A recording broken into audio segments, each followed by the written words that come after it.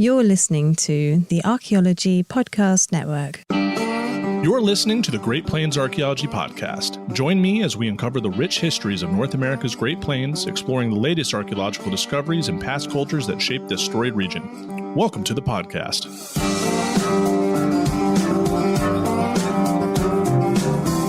Welcome to episode 17 of the Great Plains Archaeology Podcast. I am your host, Dr. Carlton Shield Chief Gover, and I am thrilled to have you join me on this exciting journey through the rich and fascinating history of North America's Great Plains. We're going to be exploring the latest archaeological discoveries and past cultures that shape this storied region. Tonight's going to be an encore episode. We're going to be listening to episode 139 of Life in Ruins podcast with Dr. Joe Watkins. So this was an interview that we did that I was super excited for with one of the godfathers of Indigenous archaeology. One of my favorite episodes that I recorded. And the reason why I'm doing an encore episode, we're not talking about the late village period. I just got back from spring break from Chicago, or spring break at the University of Kansas. I gave a talk in the middle of the week at the Chicago Field Museum. There was a train ride involved. And I have a student defending their master's thesis tomorrow. And I've been trying to get prepared for my first student's master's defense. And it's kind of been a whirlwind as finalizing the field school at Hell Gap National Historic Landmark this summer. I'm already late in getting an episode to Chris and Rachel, and rather than trying to Looney Tunes an episode for you all and beg, because I do it on volunteer time, Chris and Rachel put an episode together. We're just to do an encore episode of one of my favorite episodes, and we'll get right back into some things. But before I go and let this episode happen, I'm doing a live show on the Archaeology Podcast Network Discord channel on April 20th at 12 p.m. U.S. Central Time. So a couple days before the SAA podcast. The topic of the show is going to be on the cultural heritage sovereignty in North America's Great Plains. Follow the Archaeology Podcast Network's Instagram channel for announcements on how to sign up. And with that, I will let you guys listen to one of my favorite episodes of all time, where I got to interview Dr. Joe Watkins. So I will catch you guys next time.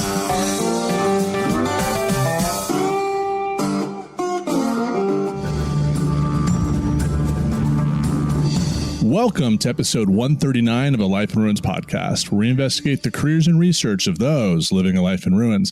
I am your host, Carlton Gover, and today I am joined by Dr. Joe Watkins, one of the foundational and leading scholars of Indigenous Archaeologies. Joe, it is an absolute delight to have you on the show. How are you doing this evening? I am doing great, actually. I'm sitting in my office in Tucson, Arizona, having spent the last 6 months in Sapporo, Japan. I head back to Sapporo Wednesday morning at 5 a.m. for another 5 months of being rather isolated, at least conversationally, because people there, they may speak English, but they don't really speak English unless it's kind of pulled out of them. So much of the time I walk around Sapporo with my head down with a very specific location in mind. So I'm glad to be back in the U.S., at least for the last 3 weeks. Excellent. That's amazing. I guess just what are you doing in Sapporo, Japan that has you out there for so long? I'm a visiting professor at Hokkaido University in the Global Station for Indigenous Studies and Cultural Diversity. It's a 5-year project looking at trying to increase East Asian understanding of what Indigenous archaeology is. So I'm there for a year kind of helping out with the Global Station, trying to provide some background to try to help the indigenous population of Hokkaido, the Ainu, better understand how archaeology works, how it might be used to help them tell their story of the past, but also try to help the Japanese population better understand what it means to be indigenous and so forth. So it's a rather amorphous project, rather large in many circumstances, but challenging and a lot of fun whenever it comes together well. Awesome. Does it look like it's going to have a bright future? You think it's going to have a substantial impact on the field? I think it might. I think it will have some impact there in Japan. Currently, the probably 95% of the Japanese population doesn't realize that the Ainu still exist. And I think that probably the majority of people who know anything about the Ainu are people who have read the graphic novel, The Golden Kamui, which sort of has provided some information about the Ainu culture from the 1830s up until the 1880s or so. But beyond that, I think many people, at least in Japan, don't realize that there is a very separate, distinct indigenous population there. All right. That seems pretty similar to maybe some Americans living on the East Coast not realizing that there's still indigenous people here in the Americas. Well, other than being this visiting scholar and professor for the, is there an acronym for the Global Institution for Collaborative Research and Education, GI Core? Well, GI Core is another large program, but GSI, it's a Global Station for Indigenous Studies and Cultural Diversity. So GSI, SCR, we just call it GSI, Global Station. All right, gotcha. And with that, you're also still a core team member for the Murals of America project. And are you still an associate faculty at the University of Arizona and Simon Fraser? Yes, I've been involved with the University of Arizona since we moved here in 2018. That was one of the first things I did, was to go to the School of Anthropology. I had quite a few colleagues there, and asked if I could be involved so that I could perhaps help out with students if they have any questions or concerns, gain access, of course, to the online library system, and try to find a way to help out some of the colleagues that I've worked with in the past.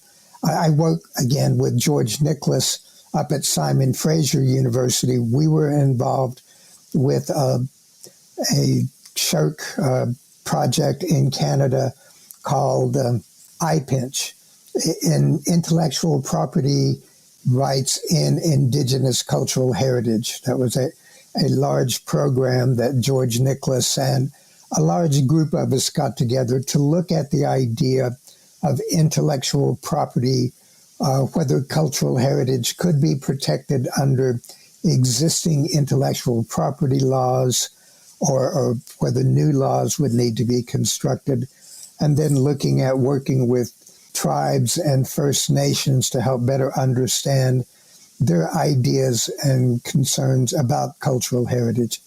So when I look at all the things I've been associated with over the past 10 years, it scares me.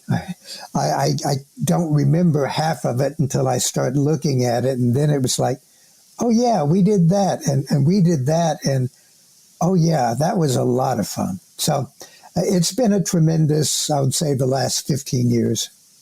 I mean, just looking at your record, I think it's been like a tremendous 30 years. I mean, you've been all over at so many different institutions contributing to the field in so many different ways, not only at a U.S. context, but clearly a global one. And, you're one of the, in the U.S. especially, one of the foundational scholars of Indigenous archaeology, and you started your collegiate education back in the 70s at University of Oklahoma.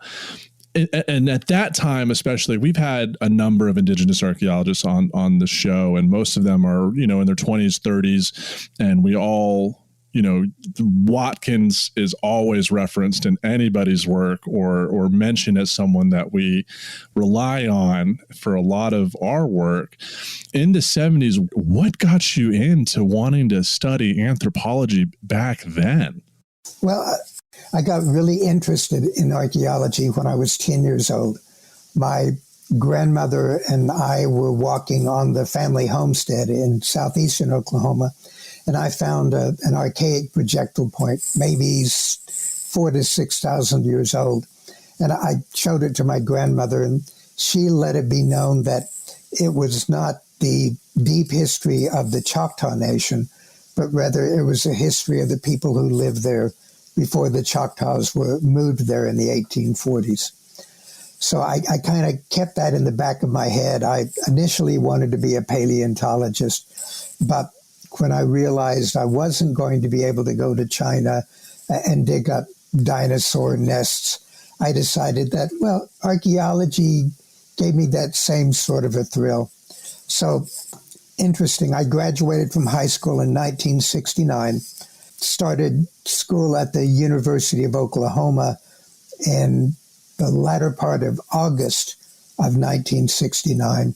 And that happened to be the same month that Vine Deloria published some excerpts of his book, Custer Died for Your Sins, in Playboy magazine. Of course, I really tell people, yes, it was, he did an excerpt of anthropologists and other friends in Playboy magazine, August issue of 1969. So I read that, I read the book, and here I was, an American Indian student planning on going into archaeology, and yet I was having to list off all the things that Vine Deloria was writing about and say, yeah, that's true. Yeah, well, yeah, that's true. Archaeologists do present themselves as if they know everything and that the tribal people don't. And yes, well, there have been some very crazy archaeologists who have a tendency to go out and dig up anything and everything they can. But I kind of felt at that time that if things were going to change, that perhaps they needed to be changed from the inside out. So I dealt with being in the middle from the time I started my archaeology classes in 1969, and still quite often and in the middle at this point in time, still trying to help anthropologists better understand why Indigenous people have concern with the discipline, and trying to help Indigenous people understand the ways to which anthropology and archaeology can be used to help at least the general population better understand how things can be seen from different perspectives. So I got to know Vine Deloria after I moved to the University of New Mexico in 2001 and 2002, and got him to autograph 2 copies of my Playboy magazine of his articles. So I have those. And ultimately, it was Vine Deloria who set me on my path toward my dissertation research to look at how archaeologists perceive American Indian issues about archaeology here in North America. So, and I told him numerous times how much I thanked him for making me stop and think about what it is that I had hoped to do, and ultimately what it is I did accomplish. Absolutely. So, I mean, coming in the field in the 70s, especially at that time, at the OU Anthro department, were you one of the only Indigenous students present? I believe there was, I know there was a South American Indian student. There were a couple of American Indian students, but they were primarily either in linguistics or in cultural anthropology. There weren't any in archaeology. The archaeologists didn't really believe that an American Indian could be subjective enough to do good archaeology.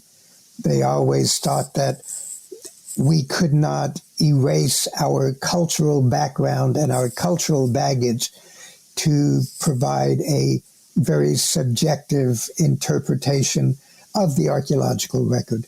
And nowadays, I think that's what they're trying to tell us we need to do more of. But this was 50 years ago. I really hesitate to think of it being 50 years because I only feel like I'm about 35 at this point. And that's crazy. And they felt like at that time that they were capable of being that non-biased themselves towards the archaeological record. I think they really thought they were. You know, they were doing science. They were doing things that could be repeated. They were doing excavations and recording them in such a way that other people could come along and possibly reconstruct everything that they had done, so that the idea was that the archaeological record was clean, and that they didn't really consider their own biases. And it really wasn't until Bruce Trigger started writing about the inherent biases within archaeology that they started thinking about, well, maybe we need to do this differently. So interesting times. I do know that I did not speak up as much as I probably should have. I remember sometimes walking out of the classroom, shaking my head, thinking, oh, if only I had said, or if only, but I was afraid to really counter anything that the professors were saying. Understood. I mean, I know people deal with that today, and back in the 70s, I couldn't imagine that kind of environment and the ability to do so, or being safe enough, you know, for you to do so. So you got your bachelor's of arts in Anthro in 73. What led you to pursue a master's in Anthro and archaeology specialization at Southern Methodist University? Why'd you choose SMU? Well, I always wanted to do Old World archaeology. So the summer between my junior and senior year, 1972, I was lucky enough to get on a field school with Francois Bourd in France, in the Dordogne region of France with Les Aisies, and it was a tremendous experience. Got to see Lascaux, Fontagone, all many major rock art sites and cave painting sites. A tremendous opportunity. And you know, I really, at that time, wanted to work in the Old World because I wasn't going to excavate American Indian burials and American Indian skeletons. So a part of me just sort of was thinking, well, I should go to Europe and dig up their ancestors and see how well they like it. Didn't have the same impact because, one, we never found any human remains, and Francois Bourd was such a great joker that he always used to kid me that his ancestors ate buffalo before mine did. So we had a great joking relationship, and he turned out to be a good friend as well. So I wanted to do Old World archaeology. I didn't want to go to California. I checked out the University of Missouri because they had a fairly strong program. And then one of my professors said, well, you should check down at Southern Methodist University because they had a good North African and Sub-Saharan African programs, very strong programs. Of course, I knew I couldn't afford to go to graduate school, but I thought I would kind of check things out anyway. But I was walking through the library at the University of Oklahoma just before December break in 1972. And there was a small little poster that said, Ford Foundation grants for American Indians.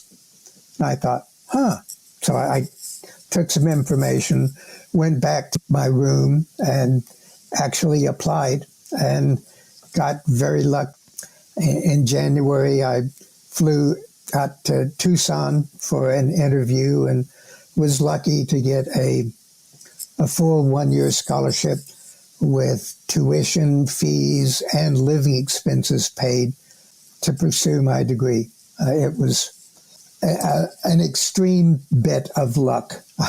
I admit that I know that had I not found that piece of paper and that announcement, had I not applied, I would never have accomplished 95% of the things that I've been able to, just because that little degree, that piece of paper, has made such a great deal of difference.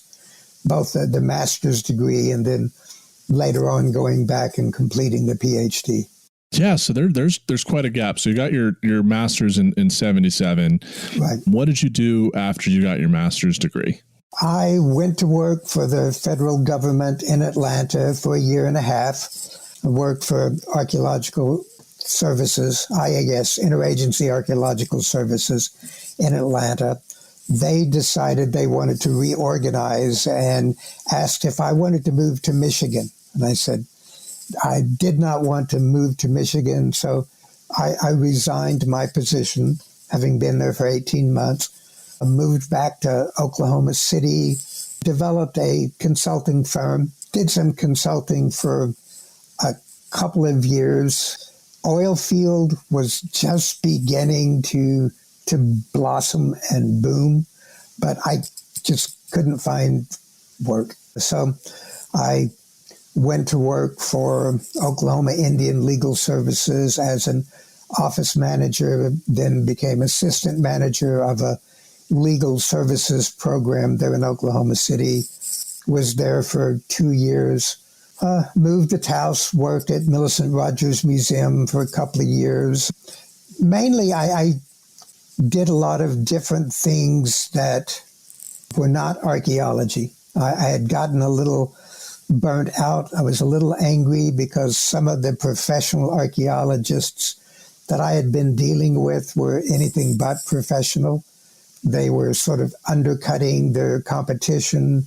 They were doing projects that they couldn't really make money on, but they just didn't want other people to have the work, and they were trying to develop a following. So from basically 1979, maybe 1980 through 1990, I was just doing bits and pieces of things.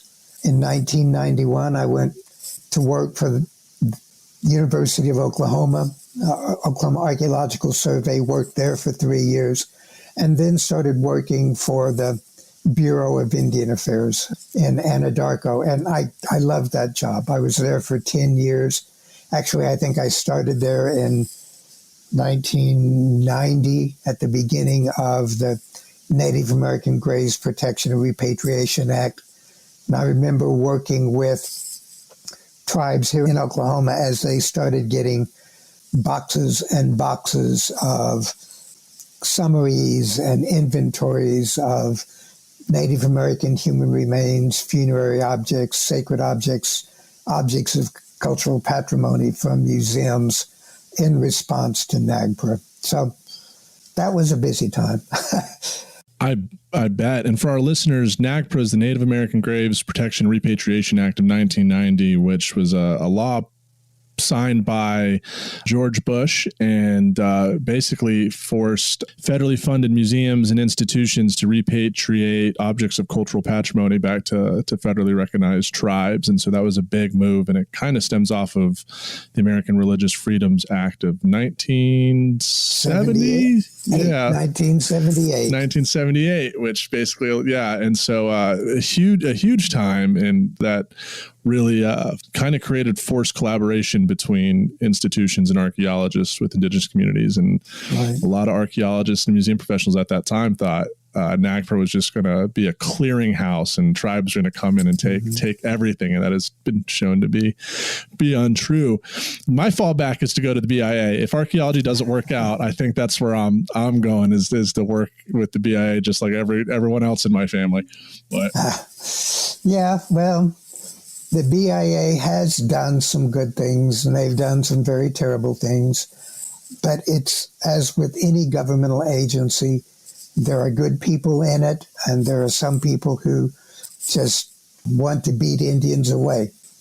I had the good fortune to work with some good people, and they allowed me time to actually work on my dissertation while I was in office. If I had gotten all my surveys done, all my reports done, if there wasn't anything that really had to be done, they allowed me to take some writing time in my office. So being able to complete that in 1994 was, that was a big thing for me, recognizing that in my brain, the PhD didn't mean anything, but to people outside of, in the other world, it made a great deal of difference. Absolutely. So your dissertation, titled Ethics and Value Conflicts, Analysis of Archaeologists' Responses to Questionnaire Scenarios Concerning the Relationship Between American Indians and Archaeologists, which you then published in, did you get that published in Plains Anthropologist? Yeah, volume 44, 99, issue 170. Yeah, I published just a sort of a summary chapter in it, looking at basically some of the statistics that I had used to talk about how archaeologists tended to view concerns. If it was on private property, archaeologists felt that tribes shouldn't have any say. If it was on federal property, archaeologists felt that as long as laws were being followed, then sure, it was okay to listen to tribes. And if it was on tribal property, archaeologists understood that the tribes should have the ultimate say over it. So there was some statistical things that showed up. But in the long run, basically the biggest thing was the land ownership was what the archaeologists felt should be driving it, nothing to do with ethics or anything else.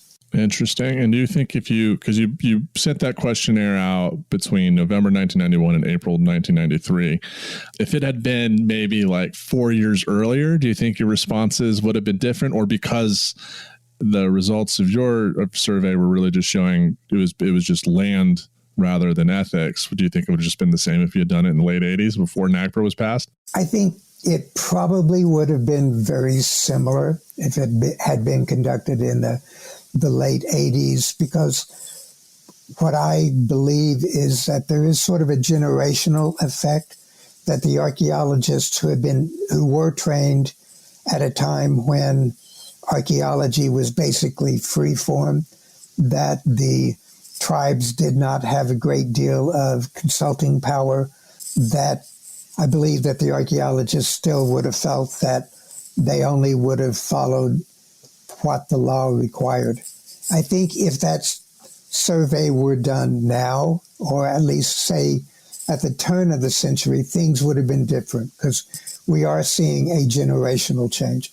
We're seeing that students who have taken classes and have learned about archaeology after repatriation, after NAGPRA, and after the National Museum of the American Indian Act are much more forward in looking at conversations with tribes and recognizing that tribes should have a say about how archaeology is practiced.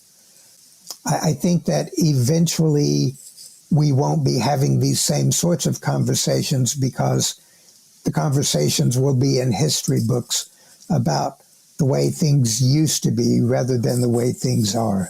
Excellent. And on that note, we're going to go ahead and take a break here on segment one. We'll be right back.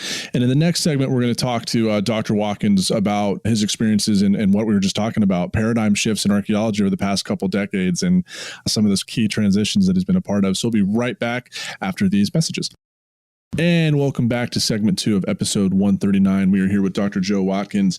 So Joe, what's awesome to me is looking back in the field in the past really 50, 60 years, which you haven't been a part of the field quite that long, but you came in as an undergraduate in the 70s, right during the height of new archaeology, which is, as you alluded to in that first segment, that's when archaeology under proponents, especially like Louis Binford, were really promoting archaeology as a hard science that was very much being pushed on statistics and data collection, and this idea of removing any bias that you have and just looking at the data. And as you've grown in the career and profession, there's been a lot of different changes. I mean, we touched on like the passage of NAGPRA in particular in the 90s, but you got to see the post-processual critique or archaeology's version of postmodernism creep in, where archaeologists, Hodder being a big name, of course, trying to deconstruct or critique that scientific approach and try to have people really think about more abstract ideas and not just worry about the numbers, but think about things of culture, kinship, gender. What was it like to be an archaeologist during that time, especially one that was growing in the career as an early professional? In some ways, it was a difficult time because if you try to approach study of humans without thinking about being human, it makes it difficult for me. It was like believing that someone could create a computer program that could tell you everything you needed to know about the past. It's just not possible. So as I was reading Binford and his discussions about how if we do this and if we don't do that, then we can create a clean science that will give us the answers to the past, or it will help us better understand how we can influence the future with what we're saying or what we're writing. I struggled with that because I always felt that we needed to be talking about humans. I never really thought that there were pottery types that moved across the landscape, changing from cord marked to cut marked to incised. I kept thinking, well, people are doing this, not pieces of pottery. And projectile points don't happen to populate the landscape. People do. So what causes people to change their ideas? Is it some sort of identity? We only make projectile points that look like everybody else in my family makes projectile points. And so to me, that removed the idea that it was scientific as much as it was humanistic. So, I had to, and many times, write papers in such a tongue-in-cheek way that my professors didn't understand that I was being a little, that I had to act like I really believed what I was spouting back on paper. And to me, that wasn't really a good way to practice archaeology. I got lucky in that early 1970s was also a time when salvage archaeology, cultural resource management started happening much more fully. Some archaeologists were doing surveys for highway departments for the states, and much of their research was very basic. You go out, you collect the data, you find the archaeological sites, you craft reports, you give them to the agency that needs the information, and then you step back. You might interpret it if you want to pull together a presentation for a conference, but generally it was just very basic archaeology. And so I learned a bit of that. I learned how to create basic archaeology that other people could use if they wanted to start looking at broader pictures. I really wasn't a big picture person. I'm sorry to say. I was very much an Oklahoma person who just wanted to say what I needed to say in the classroom to get through the classes, to get my degree so that I could get out and do something. I remember discussions with other archaeologists in a few, I don't want to say saloons, in a few circumstances where conversation was lubricated. And some of those conversations either evolved or devolved into shouting matches with people saying, well, archaeology has got to be science, and others saying, no, archaeology is anthropology or it's nothing, or archaeology is nothing more than something that we do because we feel good about what it is. Some of them didn't see any utility for archaeology. Many of the tribal people that I knew said that, they didn't believe in it. They had their own histories. They had their own stories. They didn't need archaeologists to tell them something that they already knew. So it was, looking back, I do admit, it was a lot of fun. There were times when I knew just how to twist a word or a phrase to make a friend of mine angry, or at least have him look at me as if I were crazy. So I was not, at that time, I didn't think that I had anything worth saying. So I didn't speak at conferences. I didn't give presentations. I didn't really write anything until after I had my MA. I was just very much focused on completing the degree and trying not to make too many waves. Yeah, I mean, you certainly did that a little bit later. And so as you're doing your PhD, right, NAGPRA gets passed in 1990, you send your survey out, and as a result of NAGPRA, you have Roger Echo Hawk and Larry Zimmerman working together to figure out how repatriation is going to work, and they draw on oral traditions to identify cultural affiliation. And they're doing this practice of incorporating indigenous knowledge, but it's not until your book in 2000, Indigenous Archaeology, that comes out where you provide a name for that approach, it being Indigenous Archaeology. So that's such a foundational book. And what was the impetus for you writing it and getting it out there? Because, in the first time you talked about how you had flack from some of your professors. They didn't think you were too native to do the science unbiased. And now you come out like 2 decades later with here's a whole book on why my indigenous perspectives and ontologies matter for doing this. And it's an inclusive approach. Not just Indians can do indigenous archaeology, but everyone can in a collaborative manner. I think it was a long time in germinating. I was a part of the 10 consultations that were held about the American Indian Religious Freedom Act in 1978 and 1979. And during those consultations, I got to sit around with Bunky Echo Hawk, Walter Echo Hawk, and a lot of very outspoken, forceful, very intelligent indigenous people across the United States.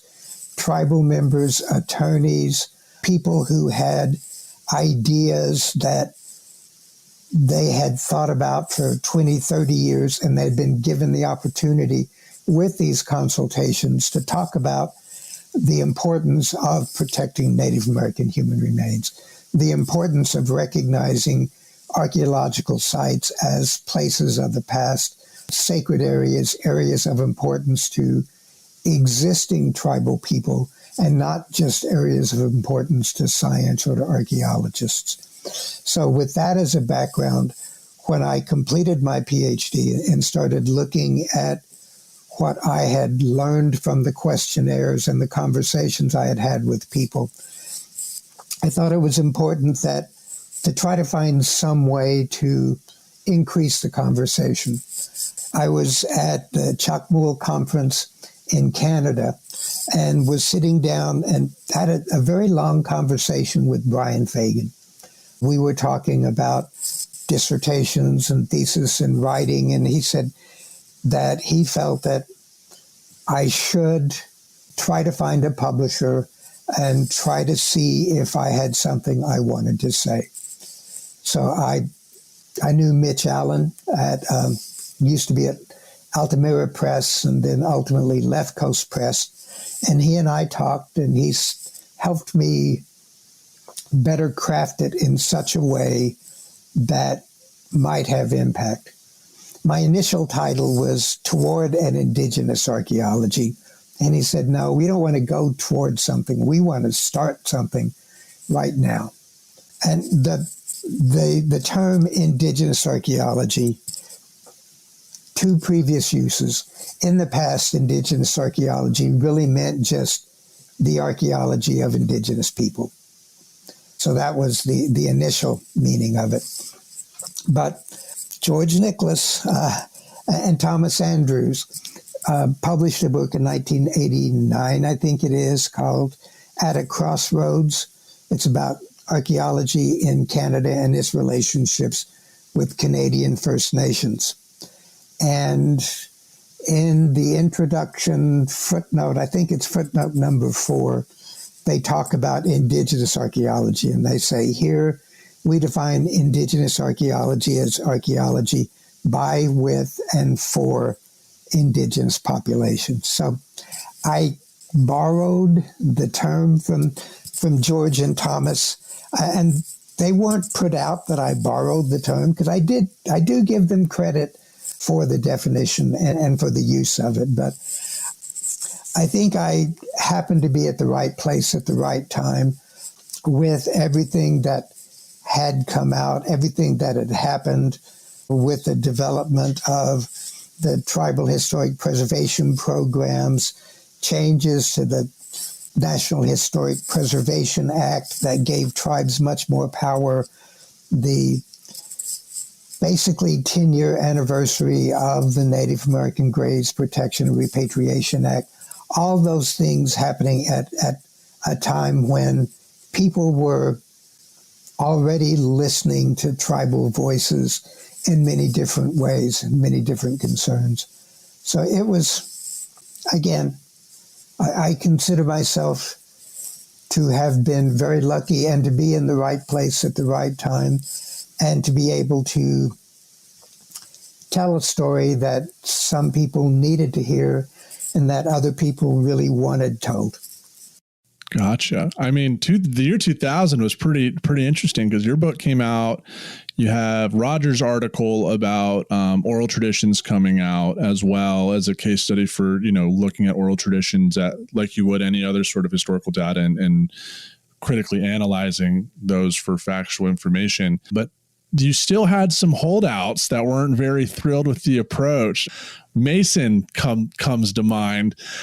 So, I mean, I couldn't imagine, looking back at your career and the amount of crap you've gone through from the profession, starting, as an undergraduate at OU up until, the turn of the millennium, as it's been a decade after NAGPRA's passed. We're starting to see some non-forced collaborations and people seeing the utility of working collaboratively as equal partners with shared power with Indigenous communities. And you're writing along with others to get the field going. When you see these reactionary critical approaches to what you're doing in the 2000s, what's your own reaction as you're dealing with the critics of the approach of Indigenous archaeology?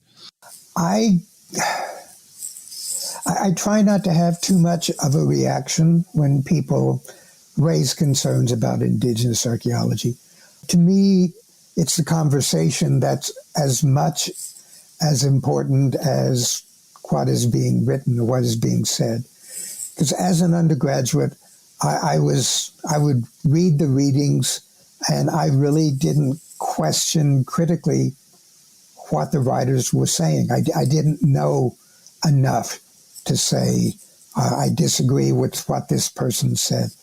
But I like the fact that people can discuss these things in a forum. And I find that it really helps graduate students and undergraduate students better understand that there's more than one answer. There's definitely more than one truth. There's more than one way of looking at things of different perspectives. To me, I like controversy in that regard, so long as they're not ad hominem attacks, and so long as people are willing to at least accept that others have perspectives that are just as valid. In the past, American Indians weren't given the opportunity to really give their perspective. Far be it from me to believe that anyone should be censored and not be allowed to give their opinion.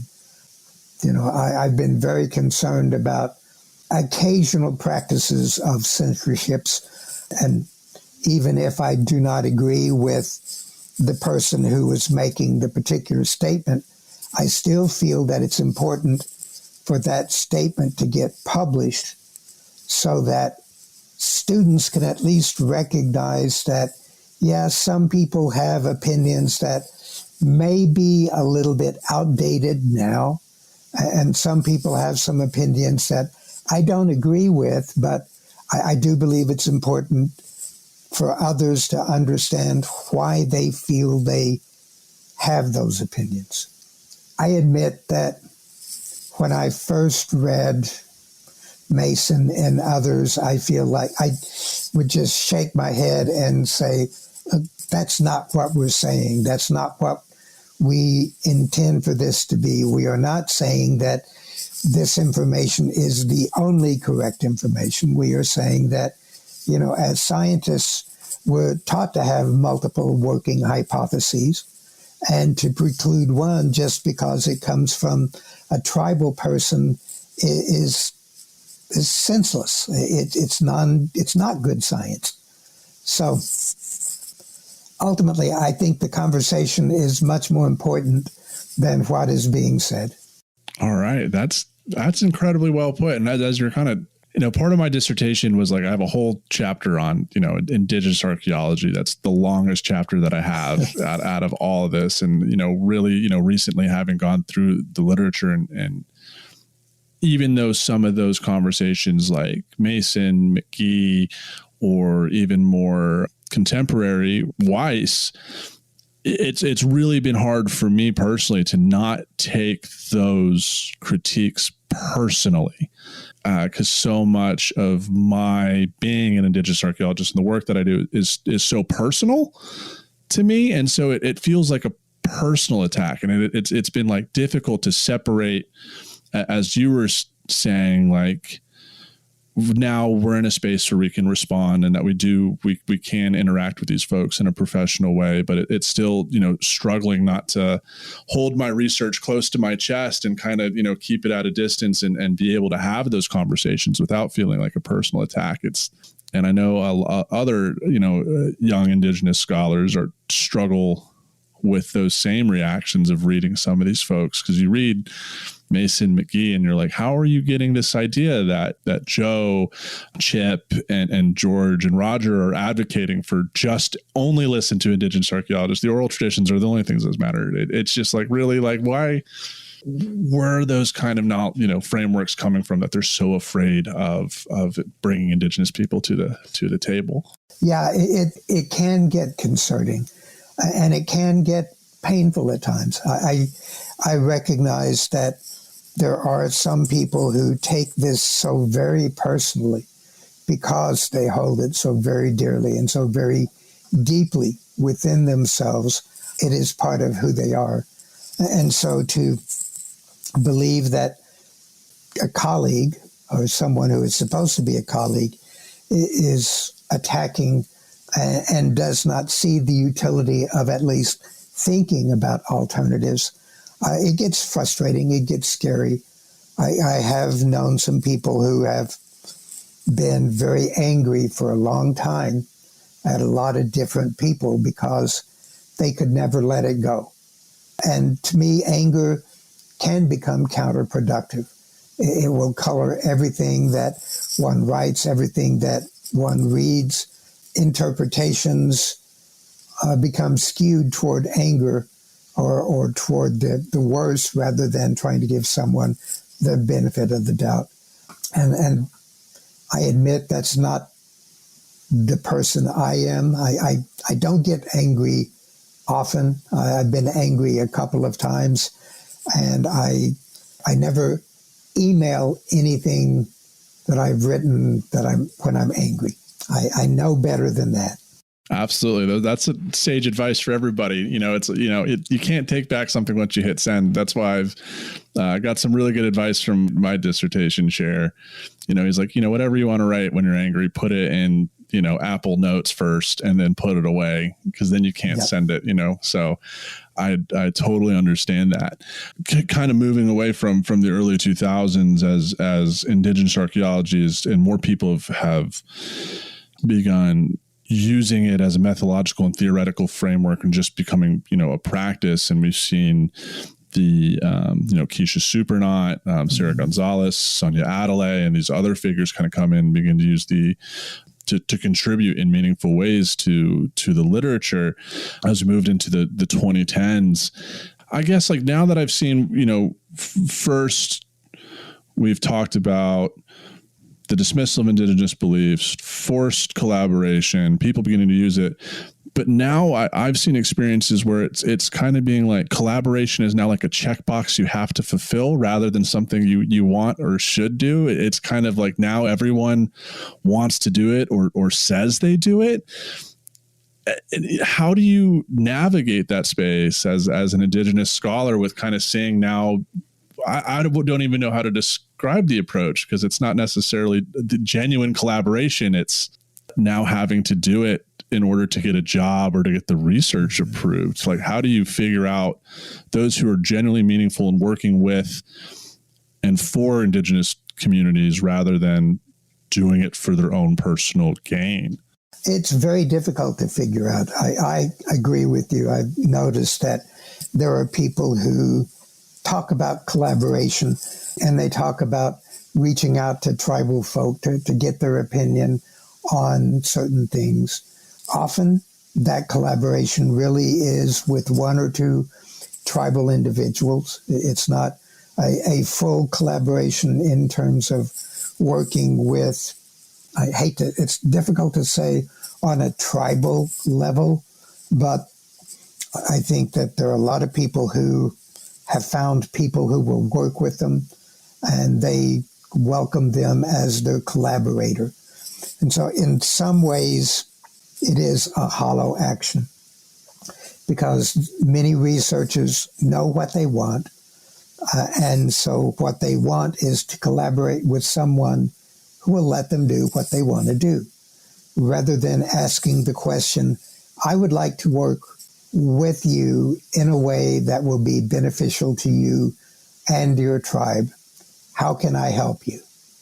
And there are some of those. A colleague that I work with in Japan, Hirofumi Kato, has been very much that type of a person, that he would like to work with the Ainu communities on Hokkaido Island to help them find a way to make the Japanese population more aware of their issues, contemporary issues, as well as the historic and their history issues.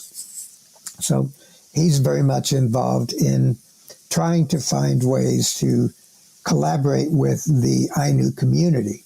But as with here in the United States, part of the issue is defining that community. Which community do you work with? Are you working with, say, in the United States, under federal law, you have to work with the elected officials. And the elected officials can allow you to work with traditional leaders, or they can tell you, yes, you need to work with traditional leaders, but you need to work with us as well. And sometimes traditional leaders are almost diametrically opposed to elected officials because they each have different jobs. Elected officials, their job is to basically see to the economic health of the tribe.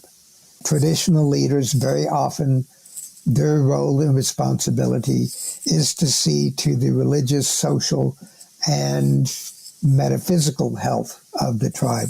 And so they each have different spheres through which they should be working. So collaboration, if it's meant to be, needs to start from the individual out. I've had people, again, that I know who have said, I have this great project that I want to do, but I can't get any tribe interested in it. Rather than saying, well, this tribe wants me to do this project, And I don't know if I can do it because I'm not really interested in it, rather than saying, this tribe wants me to do this project. And I think I can find something of interest on my own to help fulfill or fill out the project. And many people just don't have the necessary experience to help it move beyond just that very superficial level. It's a difficult thing to do. Absolutely. I know it's been, now that I'm on the graduate committee for IU, and I'm getting to look at graduate applications and having those conversations of seeing people apply or want to do collaborative projects or do Indigenous archaeology. It's like, if you're a master's student, how in the hell in 2 years are you going to build a meaningful relationship with the community to do that approach? Because an Indigenous archaeological approach, one that is for, by, and with Indigenous communities, like that's a lifelong commitment, and one, as you said, where the tribe has the power and basically, you know, they tell you what they want. And that's been something I haven't, you know, with my own community back in Pawnee, you know, they've asked me to do stuff, and I've had to drop everything to go do it. Because at the end of the day, that's who all my work's for. Everything that I want to do, you know, that comes separate as an Indigenous person. Like, I'm a servant to the Pawnee Nation. Like, that's my role. Like, I don't have a choice. Like, I do what they tell me to do. Exactly. And in many ways, that's why it's important for there to be tribal people, Indigenous archaeologists, people who do have those long-term relationships that can help master students understand how the process works, that can perhaps try to help the master students be a part of ongoing projects so that they can learn how it works and maybe even develop some short-term relationships that they can parlay on down the line into something long-term. It was very difficult for the majority of the first generation of Indigenous archaeologists to try to find those mentors, to find the people that could help them better understand how these things work, and to give them positive examples to follow through. Larry Zimmerman is one of my favorite examples. He's one of my favorite people. George Nicholas is another one of my favorite people. They are just tremendous people who have gone out of their way to make things happen, to help other people move more fully along, and to move this discipline, this field, on further along. The first time I met Larry, I was so excited. It was at the SAA Native Reception in Albuquerque, and I walked up and I was like, Dr. Zimmerman, my name's Carlton Gover. I'm a Pawnee archaeologist. And he just like shook his head. He's like, not another goddamn Pawnee. And I just started laughing. But yeah, all right. So, all right, everyone, we'll be right back with segment 3 of the Life and Ruins podcast here with Dr. Joe Watkins. And we're back here at episode 139. So, kind of capping this off, Dr. Watkins, in this last segment, what are some current research projects and publications you got in the works for the next round of Indigenous Archaeologies in the decade of 2020?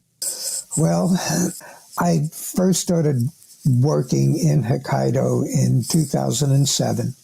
So I've been going back and forth there 15 and a half years. When I first got back from Hokkaido in 2007, I said, I'm going to write a book. And the title of the book is Indigenizing Japan. Basically, it's the history of Japanese relationships with the Ainu community of Hokkaido and Honshu.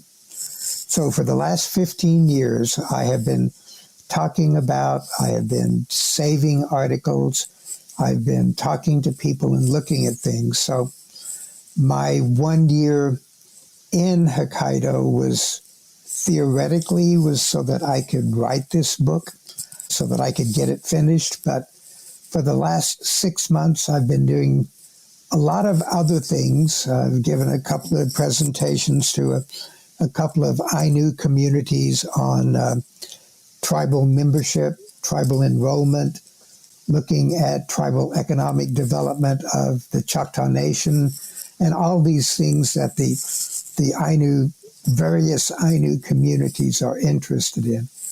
So for the next 6 months, I hope to be completing that book, or at least a manuscript of that book that I can take to a publisher. Right now, there's very few English volumes on the Ainu. There are a couple from the late 80s and early 90s. There are quite a few on archaeology, the Jomon pottery or Hokkaido archaeology, but there's really nothing that pulls together the deep history of the Japanese archipelago, the development of the archaeological cultures that have become historically known as the Ainu. And there's some archaeological cultures, Satsuman, Okost, and other cultures that are probably recognizable as the precursors of the historic Ainu. But right now, the general Japanese population has no understanding of what those archaeological cultures really mean. So I am hoping to be able to provide a manuscript written in such a way that it will serve the English reading culture well, but also might be translatable into Japanese so that the general population of Japan can have a better understanding of what it means to be Ainu, what it has meant historically to be Ainu, and what contemporary Ainu populations in Hokkaido and on Honshu, the kind of discrimination they currently encounter and have encountered in the past. So that's my big project. Otherwise, I have some smaller writing projects, chapters on looking at how more recently excavations at Cooper's Ferry in Idaho uncovered some projectile points about 16,000 years old that the excavator said, oh, they look like the Jomon projectile points from Hokkaido. So people are now starting to say, oh, well, Paleo-Indian probably came from Hokkaido again, much like during the case of the Ancient One, when some people said, oh, well, maybe the most closest living population of the Ancient One are the Ainu. So I'll be giving a presentation and writing a paper about the problems of trying to create false dichotomies using technologies and trying to say them in such a way that they become too dumbed down to where people make some really far-reaching interpretations of what they mean. So, again, trying to help archaeologists better say what they mean instead of saying sound bites too often. Understood. Do the Ainu have stories of like relatives that kept going east? No, none that I have been able to determine. Many of the Ainu stories were collected in the 1890s by missionaries, 1880s, 1890s. There are some other Ainu stories that have been collected. There are some individuals who maintain some of the Ainu stories, but many of those stories talk about, as with many tribal members, creation in place, that they were created in place by the Kamuis, the gods above.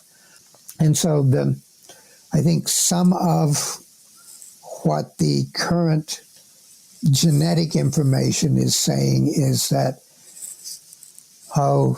possibly 30,000 years ago, there was a population that split apart, that one group moved to the south and east along Kamchatka, Sakhalin, into that area which is now called Hokkaido. And that population eventually became the group that we currently call the Ainu. There was some other genetic inmixing in there, but at least the base population probably came somewhere from Siberia, Lake Baikal, that area. And another branch of that population moved to the north and the east and became a group of the population that contributed to the populations that we now recognize as Native American. There's been genetic change. There's been time. There was some sort of genetically, they believe there was a time when the population actually lived in Beringia on the land bridge for a long enough period of time that they stopped interacting with other populations. Right now, the genetics, I don't think we know enough yet. The genetics is giving us some very broad strokes, but we don't have a large enough population to be really assured that what we're saying is true. Most of these are derived from individuals, and our individual genomes and genetics are questionable at best. Still, it helps flesh out that story of 40,000 years ago. But so long as we don't believe it is the story or the only story, I have no problems thinking about genetics as another chapter to kind of help us tell the stories. Understood. One thing I did want to talk to you about is this Being and Becoming Indigenous Archaeologists, which was first edited by George Nicholas, came out in 2010. And that had, it's a compilation of Indigenous archaeologists talking about why and what they do as Indigenous archaeologists. And you were a contributor to that. And there was only 36 contributors in the 2010 volume. And you and George are coming out with a sequel. So how many Indigenous archaeologists, and for those listening, it's not just North American Indigenous, but there are folks from South America, Africa, Polynesia in that first one. So what, I guess, two questions. What made you and George decide to come out with a second volume, and how many contributors have you guys wrangled in for this one? Initially, George said that he felt that there are still so many people out there whose stories need to be told, that we recognize the initial book provided a lot of mentors for others, people who could better understand and recognize that much of the issues that they are encountering in grad school or getting the degrees, they're not the only ones in the world who have experienced those, who have had the same questions, or have been told the same thing. So George decided that time was right to start the second edition. I think we currently have 43, 44 chapters that we are working with. We have maybe 15 or 20 others that we had contacted who told us that it was not a good time for them to be able to participate, but that if Volume 3 ever comes about, they would like for us to contact them again. We don't know what we're going to get until we finish it. One of the issues is that we recognize that for some people, like we have a couple of authors who are writing from South Africa, who don't recognize indigenous in the same way that we do, in that they don't recognize indigenous as meaning the first people of an area, because they've seen the way indigenous has been used in a political sense to take land away from people who should have had access to it. So it's been seen as a political term in some circumstances. So we have started by not defining the term indigenous. George and I will create a foreword which will discuss all the different aspects of indigeneity, and how it varies across the globe. And I think that's one thing that many people don't recognize or don't realize, is the different perspectives that people bring about what it means to be indigenous. Some people say, I'm not indigenous, I'm Choctaw, or I'm Sami. So, or, again, as most of us, we identify with tribe first. And then we have one author whose sister ridiculed him when he said that he was indigenous, because she said, you're not indigenous, you're this tribe. And so he doesn't really claim to be indigenous because he's tribal. So we have all sorts of different people who are offering all sorts of different perspectives about what it means to be of the blood, if you will, in various countries, various areas. So we keep looking. We continue to look. We ask people if they know of individuals whose story would help illuminate things in their country. We are still woefully underrepresented both in South America and in Africa. We need more people from Northern Europe, the Finno-Scandinavian countries. Australia is fairly well represented. New Zealand, Aotearoa is fairly well represented, but we recognize that until we can get 100 authors that we really have to cut back on, then we'll need to keep looking. Well, all right. And so kind of rounding out this interview, what is your vision or hope, or what do you see happening with Indigenous Archaeologies coming up in the future?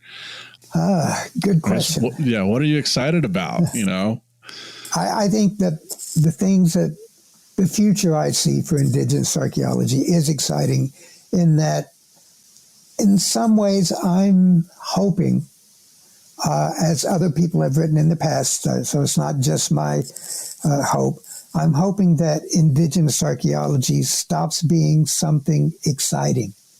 I hope it becomes something that is so everyday, so ho-hum, that people do Indigenous archaeology without thinking that it's somehow different from archaeology, general archaeology. I like the idea of questioning whether or not it's still needed, at what point in time will the next generation or the generation of archaeologists after that have it so ingrained that working with tribal people is what you do, collaborating, communicating, consulting, all these things that you do on a day-to-day basis, that's normal archaeology. And so I'm hoping that eventually my book, Indigenous Archaeology, sort of falls to dust, and I don't care whether it ever gets cited again, so long as people continue to practice what other people have helped expand that idea into. It was a germ of an idea that I borrowed from George Nicholas and Thomas Andrews, and so many people have expanded it. So many people have contributed to making it more understood of what today's generation of archaeologists see its utility in being. And in those ways, it's not like I feel like I'm a father or a grandfather, but in some ways I feel really like it was something that, to quote Shakespeare, proceeded from a heat-oppressed brain, from Macbeth. But it was something that had to come out at that time, and I'm really glad that it's reached a point where that there are so many people practicing it that it no longer is something that is quaint. Understood. And since I have you here, like in the last segment, you talked about these people that you looked up to, and George Nicholas, Larry Zimmerman, and others. And for like my generation, like a lot of us look up to you, and you might not consider yourself a grandfather, but we like colloquially refer to you as Uncle Joe. And in my circles with the other Indigenous archaeologists, it's like, what's Uncle Joe and Auntie Sonya up to? That's kind of how we see you guys, is like those, and not just in, it's in a meaningful way, because you and the Indigenous archaeologists of your generation went through a lot from the field in the academy just to have your voice heard and allow scholars and professionals like myself the space that we are a much safer and welcoming environment to practice our archaeologies and use our tribal ontologies in our research. And that might not necessarily have been possible without the difficult work, both academically, but also like mentally and emotionally, that you guys had to go through to create this space that there's now so many more, scholars of my generation from all over in all these different departments, where we're now at a place where we have to question how genuine they are in doing the collaborative work, because now everyone is starting to do it and wanting to do it in a meaningful way. And especially with this last couple of years, where hiring Indigenous anthropologists and archaeologists was a trend. That's everyone started. It was like Pokemon. You got to collect them all. Everyone needed to have an Indigenous archaeologist, and so, that I have you, I just really wanted to thank you for coming on the show and like doing all that work and providing the lexicon and the vocabulary and that we use to help give ourselves a voice that, as a Indigenous archaeologist coming from, like, we have a way of knowing and a way of doing that's sometimes hard to express or write down. And we have you and Sonya and Larry and others and George that we can look at your guys' work in the terms that you guys use and how you guys have done it and use it to express ourselves. So, I mean,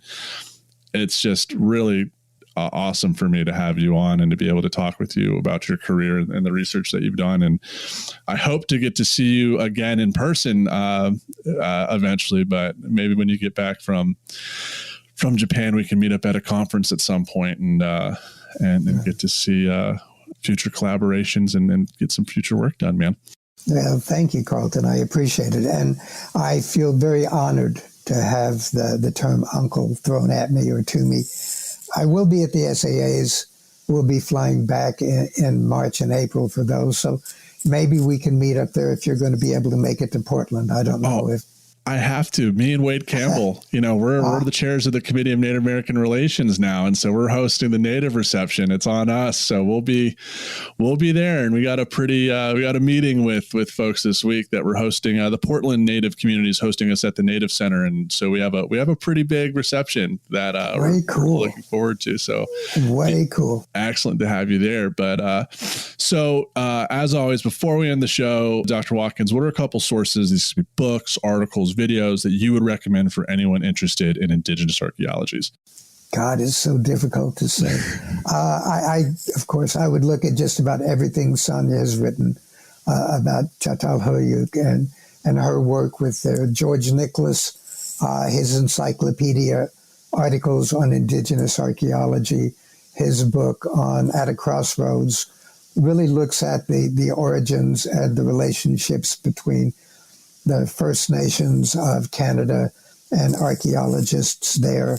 Anything and everything Larry Zimmerman has written. I wish I had sat down and said, well, I've got to mention this book and that book and everything. But, there's been such a wide array of things that have been written. Chip Colwell's work on plundered skulls and the ideas of the repatriation and how things have played out. Everybody, depending on what your interest is, there's such a wide range of articles and books that for me, it's difficult to separate out one or two or three. I think that all you have to do is type in the term that you're interested in and add Indigenous archaeology to it, and you will find some tremendous readings. And the good thing is we keep getting more and more each year. And I'm looking forward to yours coming out at the end of this year. And I've been asked to play up the fact that the Smithsonian Institution's Handbook on North American Indians just published Volume 1, the introduction. It just came out. I got my hard copy today. It's a free download. You can download the entire volume, and they are asking us to let people know. What I will do, Carlton, is to send you a link. If you can share that with your friends. We would like every tribal member across the United States to have it, to use it if they find utility for it. For all the THPOs, we're going to try to be sending out copies. I have no idea how many are going to be sending out, but we're going to try to get it all across the United States. And that's something I'm glad to have been a part of. Absolutely. And for our listeners, as always, all these resources will be accessible by web link in the episode description, wherever you're listening to this podcast. And then where can our listeners find you on the web, email address or social media? I mean, you look like a guy that has a TikTok account. I don't do TikTok. I used to have social media. I used to tweet a little bit, and I had Instagram accounts, but that went away a couple of years ago. Best place to find me, probably email jwatkins@theaceconsultants.com. And occasionally I show up on PBS, or I've been writing a few short blogs for the Global Station for Indigenous Studies out at Hokkaido. So that's been fun, looking at a little bit of my take on the culture in Sapporo and what it means to be sort of a American Indian archaeologist in Japan. A little bit different. So I bet. And then lastly, we always ask this question to all of our guests. Dr. Watkins, if given the chance again, would you still choose to live a life in ruins? I would. I think if I were given the chance, I would live a life in ruins, but I might live a different life. I really wanted to do experimental archaeology, and I would like to get back into doing that in some ways. I'd like to expand my traditional technology skills, but yeah, definitely, I would live a life in ruins. Absolutely. Well, next time we do a weapons ballistic experiment, I'll keep you in mind and send an email if you want to throw atlatls at things. And would love that. That would be a blast. Absolutely. Well, everyone, we just interviewed Dr. Joe Watkins. You can reach out to him via email at jwatkins@theaceconsultants.com. And as always, you can find all of the resources that we've mentioned, websites that we mentioned, and Dr. Watkins' email in the episode description. And with that, please be sure to rate the podcast and provide us with any feedback on whichever podcasting platform you're using to listen to the show. We get your emails. We really appreciate all the feedback and everyone's amazing comments. And with that, we are out.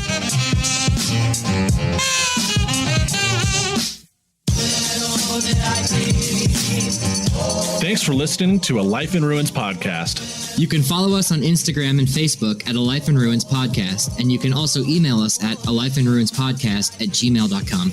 And remember, make sure to bring your archaeologists in from the cold and feed them beer.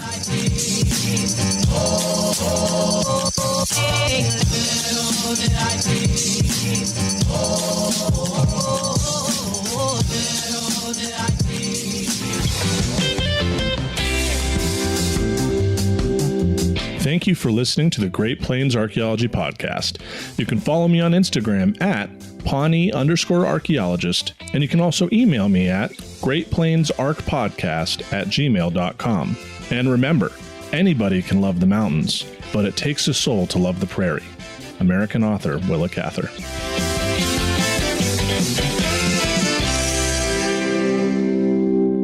The Archaeology Podcast Network is 10 years old this year. Our executive producer is Ashley Airy, our social media coordinator is Matilda Siebrecht, and our chief editor is Rachel Roden.